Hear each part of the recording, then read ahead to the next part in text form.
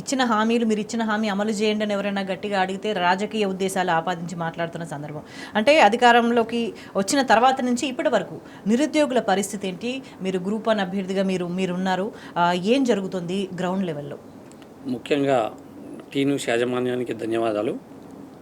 ఇప్పుడు ఏంటంటే గత బీఆర్ఎస్ ప్రభుత్వం ఇచ్చినటువంటి నోటిఫికేషన్లను మాత్రమే ఇప్పటి వరకు ఫీల్ చేయలేదు. ఈ కాంగ్రెస్ పార్టీ ప్రభుత్వం వచ్చిన తర్వాత మళ్ళీ కొత్తగా 18 నెలలు అయిపోయింది.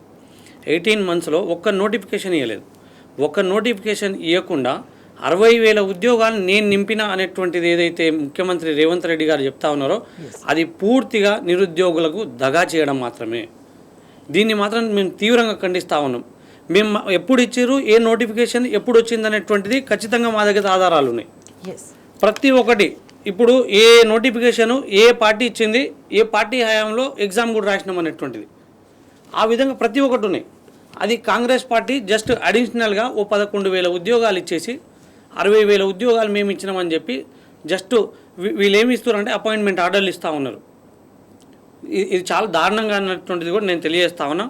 దాంతోపాటు రాహుల్ గాంధీ గారు మా చిక్కడపల్లి లైబ్రరీకి వచ్చి టీ తాగి అక్కడ బిర్యానీ తిని వెళ్ళిరు. అక్కడ ఆయన ఏమన్నారంటే మీకు ఈ తెలంగాణలో ఎటువంటి ప్రాబ్లం వచ్చినా కానీ నిరుద్యోగుల సమస్యలపై నేను మాట్లాడతానటువంటి చెప్పారు.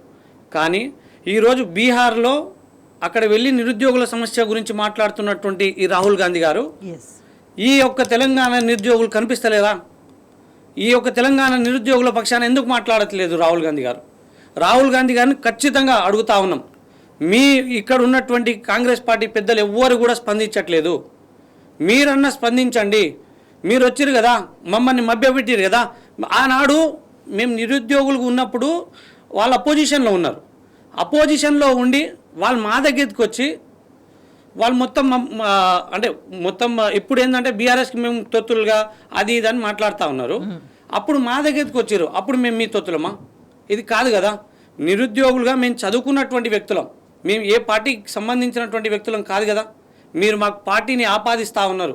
పార్టీని ఆపాదించినటువంటి కాంగ్రెస్ పార్టీ నాయకులకు కూడా చెప్తా ఉన్నాం, ఖబర్దార్ బిడ్డ, మీకు దమ్ము ఉంటే అశోక్ నగర్కి వచ్చి మాట్లాడండి.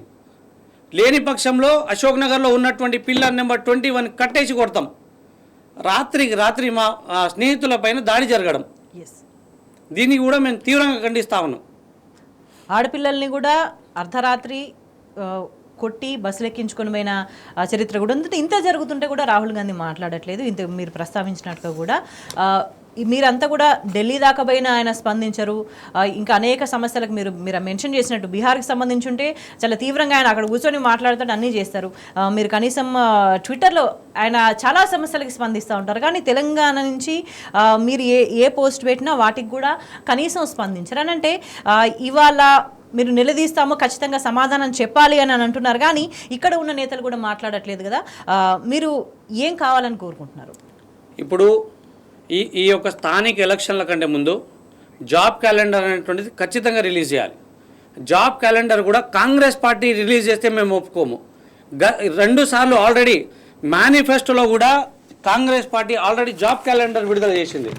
ఈ యొక్క మేనిఫెస్టోలో ఫస్ట్ జాబ్ క్యాలెండర్ విడుదల చేశారు. దాంతోపాటు అసెంబ్లీలోనే బట్టి విక్రమార్క గారు మీరు కూడా ఇంకో 2వ జాబ్ క్యాలెండర్ని విడుదల చేశారు. ఇప్పుడు ముచ్చటగా 3వ జాబ్ క్యాలెండర్ని కూడా విడుదల చేద్దామని ప్రయత్నాలు జరుగుతూ ఉన్నాయి. మీరు విడుదల చేసేటువంటి జాబ్ క్యాలెండర్ మాకొద్దు. టీజీపీఎస్సీ అనేటువంటిది స్వతంత్ర బాడీ కదా, కాన్స్టిట్యూషనల్ ప్రకారంగా నడుస్తున్నటువంటి బాడీ టీజీపీఎస్సీ. మీకేం సంబంధం ప్రభుత్వానికి సంబంధం లేకుండా టీజీపీఎస్సీ విడుదల చేసినటువంటి జాబ్ క్యాలెండర్ మాకు కావాలి. లేని పక్షంలో ఖచ్చితంగా ఈ కాంగ్రెస్ పార్టీ ఈ స్థానిక ఎలక్షన్లో చుక్కలు చూపిస్తామనేటువంటిది కూడా తెలియజేస్తా ఉన్నాం. స్థానిక ఎలక్షన్లలో సర్పంచ్ల నుండి ఎంపీటీసీలు, జడ్పీటీసీలు, ప్రతి ఒక్క జడ్పీ చైర్పర్సన్లు ఖచ్చితంగా నిరుద్యోగులైనటువంటి మేము ఖచ్చితంగా కంటెస్ట్ చేసి మిమ్మల్ని ఖచ్చితంగా ఓడగొడతాం. మేము గెలవకపోవచ్చు ముఖ్యమంత్రి గారు, కానీ మిమ్మల్ని ఖచ్చితంగా ఓడగొట్టేటువంటి సత్తా మా దాంట్లో ఉంది.